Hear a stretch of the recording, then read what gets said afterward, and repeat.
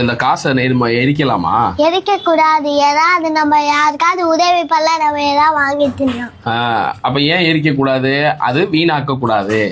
அடுத்தவங்களுக்கு ஹெல்ப் பண்ணலாம், இல்ல நம்ம ஏதாவது சாப்பிடலாம். அப்ப இதே காசுல தானே அந்த பட்டாசும் வருது. அப்ப அந்த பட்டாசை வெடிக்கலாமா? வெடிக்க கூடாது. அப்ப நம்ம காசை நம்ம கரியாக்க கூடாதுன்னு நமக்கு தெரியுது. அப்ப அதே மாதிரி தானே நம்ம பட்டாசு வெடிக்கிறதோ, அந்த பட்டாசுனால பிற உயிர்களை பாதிக்கிறதோ கூடாது.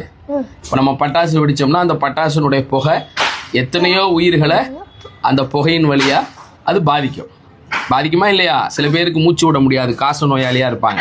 சில பேருக்கு இதய நோயாளியா இருப்பாங்க. அப்ப அவர்களை எல்லாம் பாதிக்கிற விதமா இருக்கக்கூடிய அந்த பட்டாசு என்பது நமக்கு வெடிக்கவே கூடாது. அல்லாஹ் குர்ஆன் என்ன சொல்றான்? நீங்க உண்ணுங்கள், பருகுங்கள், வலா துஸ்ரிஃபு, வீண் விரயம் செய்யாதீங்க, எதையும் இஸ்ராப் செய்யக்கூடாது.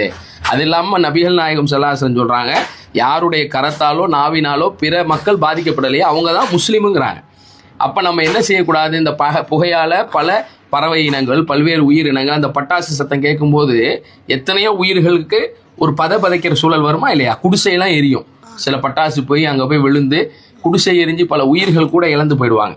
அப்ப இது காசை கரியாக்குது, காற்றை மாசாக்குது, காதை செவிடாக்குது, காச நோயாளிகளை உருவாக்குது, பல்வேறு இயற்கைக்கு எதிரான கேடுகளை உருவாக்குது. எனவே நம்ம என்ன செய்யக்கூடாது? பட்டாசு வெடிக்க கூடாது.